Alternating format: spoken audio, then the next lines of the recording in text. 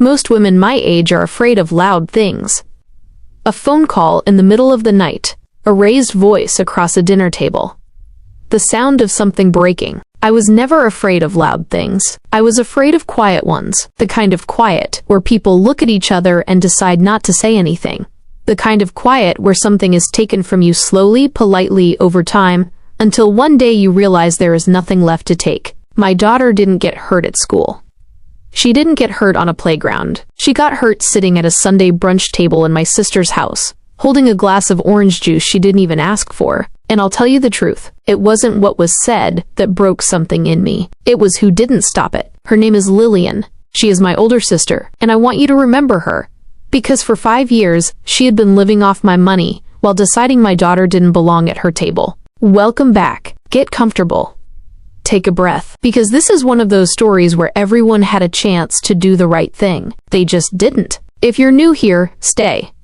You'll understand why by the end. Let me start where it makes sense. Let me start with who I was before that Sunday. My name is Nora. I'm 35 years old. I work as a financial coordinator at a private medical clinic. The kind of job where you know exactly how much everything costs, even the things people pretend not to notice. I live in a small house on a quiet street. Nothing special. A white fence that needs repainting. A kitchen with cabinets that don't quite close properly. A dining table with one uneven leg I've been meaning to fix for 3 years. I drive a 2012 Honda Civic with a crack in the windshield that stretches just enough to annoy me every morning when the sun hits it. My brother-in-law promised to fix it once. He never did. I never reminded him. If you're the kind of woman who doesn't remind people of what they owe you, you already know how this story goes.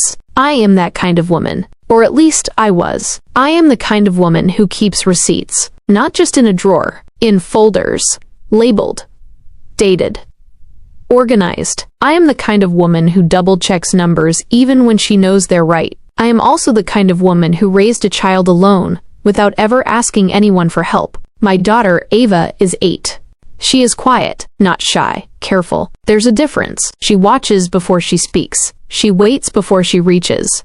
She asks permission for things that already belong to her. She lines up her pencils by color when she does homework, perfectly straight. Like if she keeps everything in order, the world won't move under her feet. I didn't teach her that. Life did. Let me tell you about my family. On the surface, we looked normal. Sunday brunches, holiday photos, group chats full of emojis and plans that always sounded warmer than they felt. My sister Lillian is 42. She is the kind of woman who enters a room like it belongs to her. Not loudly, not aggressively, but with the certainty that makes other people adjust themselves around her. She is married to Victor. Victor owns a small import business that has been recovering for as long as I can remember. They have 2 children. Perfect children. At least, that's how my sister describes them. Perfect grades, perfect manners, perfect place at the table. My mother adores them. My daughter is Nora's girl, not my granddaughter, not our family, just Nora's girl. My father? He stays quiet. He always has. He sits at the table,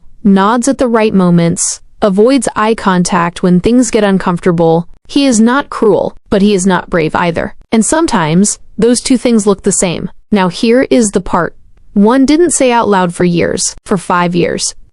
I paid for that family, not openly, not officially, quietly, carefully, like something you don't want to examine too closely. It started small, a loan, then another, then, just until things stabilize, then, you know how hard it is right now, then regular transfers, every month, then bigger ones, when Victor's business, quote, needed support, when the kids had school expenses, when the house needed renovation, when something always came up. I told myself I was helping. I told myself this is what family does. I told myself it was temporary. People tell themselves a lot of things when the truth is inconvenient. That Sunday was supposed to be normal. It always is. That's how these things begin. Ava and I arrived at noon. I brought a cake, homemade, because I always bring something, because that's what you do when you want to feel like you belong somewhere. The house smelled like coffee and toasted bread. The table was already set, 4 places on one side, 2 on the other. I noticed immediately. There were no plates for us. I said nothing.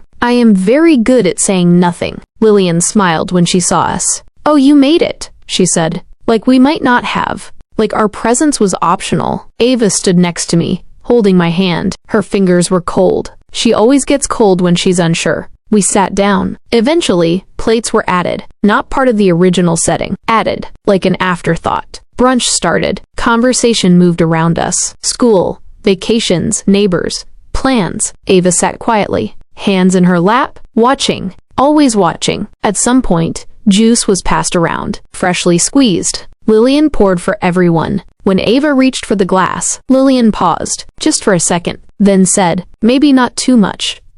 Let's leave enough for the others." The others. There were 2 full pitchers on the table. Nobody said anything. Not my father, not Victor, not my mother, not even me. That's the part that stayed with me. The silence. The agreement. The way a room can decide, together, that something is acceptable. Ava pulled her hand back, softly, like she had done something wrong. She looked at me, not confused, not upset, just checking, like she needed confirmation. I nodded, too quickly, too automatically. "Yes, it's fine," I said. It wasn't fine. A few minutes later, dessert came out, small pastries, perfectly arranged. My sister always arranges things beautifully. Presentation matters to her. It always has. Ava looked at them, didn't reach, didn't ask, just looked. Then Lillian said it, casually, like it was nothing. "These are for the kids." And then she smiled. At her kids, not at mine. Ava didn't say anything. She just lowered her eyes, and that was the moment. Not the juice, not the plates. That small, quiet exclusion, that invisible line drawn across a table. We stayed 10 more minutes.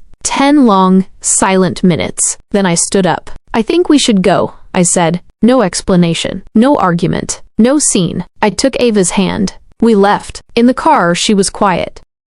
I drove, hands tight on the wheel, heart louder than the engine. After a few minutes, she asked, "Did I do something wrong?" There it was, the question every child asks when adults fail them. "No," I said. "You didn't."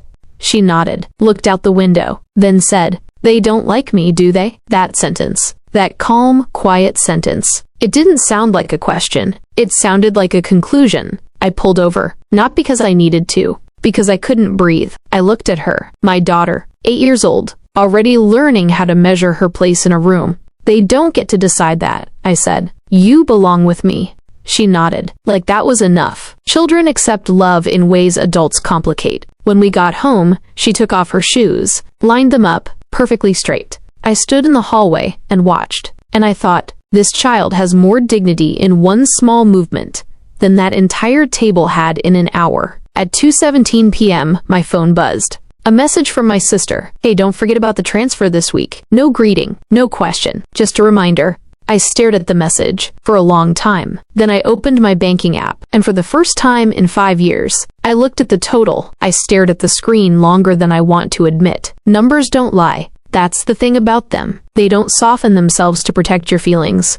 They don't adjust to make relationships look better than they are. They just sit there. Exact. Cold. Unapologetic. I scrolled. Transfer after transfer. Month after month. Year after year. At first I tried to justify it. Well, that one was for the kids' school. That one was temporary. That one was an emergency. But numbers don't care about your explanations. They add themselves anyway. I grabbed a pen, then another, because the first one stopped working, and I pressed too hard. I wrote it all down. Every transfer, every date, every amount, and then I added it up.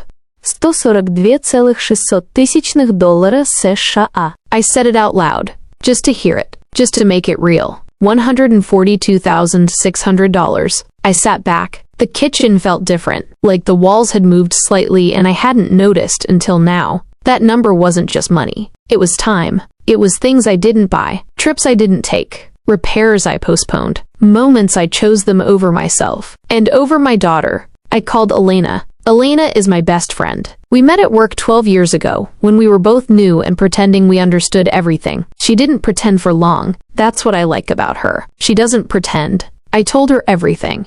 From the brunch, to the juice, to the pastries, to the message, to the number. There was a long silence. Then she said, "Say it again." "The number?" "No. The part where she told your daughter no." She didn't say no directly. She excluded her. "Yes. Say that." She excluded my daughter. "Good," Elena said. "Now stop minimizing it." Elena has a way of cutting through things, cleanly, like a surgeon. "You gave them how much?" I told her. She didn't react immediately. which was worse than if she had. And what did your daughter get? She asked. I thought about it. About birthdays. About holidays. About small, careful moments. Nothing, I said. Not nothing, Elena corrected. She got a lesson, I swallowed. What lesson? That she's less. That landed harder than anything else. Because it was true. That night, after Ava went to sleep, I opened my laptop. I logged into everything. Personal accounts. Old emails. Archived messages. If you work with finances long enough, you learn one thing. Everything leaves a trail. You just have to follow it. I started with the obvious. Transfers from me to Lillian. Then, from Lillian to Victor. Then from Victor's business account to everything else. Restaurants, clothing, subscriptions, travel, things that had nothing to do with emergencies, nothing to do with help, everything to do with lifestyle. Then I noticed something else. Patterns. Withdrawals that matched my deposits almost exactly. Like my money wasn't support. It was supply. A pipeline. I leaned back in my chair, closed my eyes, then opened them again. Because sometimes you need to look twice. Not because you don't believe it, but because your brain needs time to catch up with your reality. The next morning, I took a day off work. I told them it was personal. They didn't ask questions. I went to see Daniel Harper, a financial auditor we worked with occasionally. Quiet man, sharp eyes, the kind of person who doesn't talk much, but sees everything. I handed him the documents. He flipped through them, slowly, carefully. Then he looked up at me and said, "Do you want the polite version or the honest one?" "The honest one." "You're not helping them," he said. "You're funding them." I felt something settle inside me. Not shock, not anger, clarity. "Can I get it back?" I asked. He didn't answer immediately. He adjusted his glasses. "You have records," he said. "You have consistent transfers. You have messages requesting money." He looked at me directly. "You have a case against my own family." I went home, sat at the kitchen table. The same table where Ava does her homework, where she lines up her pencils, where everything still made sense. And I started organizing. Blue tabs, my transfers. Red tabs, their spending. Yellow tabs, messages, dates, amounts, screenshots, printouts, everything. If you've ever organized something painful, you know this feeling. It's not emotional, it's mechanical. Like your brain takes over because your heart can't. 3 days later, I got another message. "Hey, are you sending it today?" No greeting, no context, just expectation. I didn't reply. The payment day came and went. I didn't send it. At first, nothing happened. No calls, no messages, just silence. Then, on the 4th day, my phone rang. Lillian, not a text. A call. That was new. I answered. "Hey," she said, like everything was normal. "I think you forgot the transfer." I didn't forget. Pause. "What do you mean?"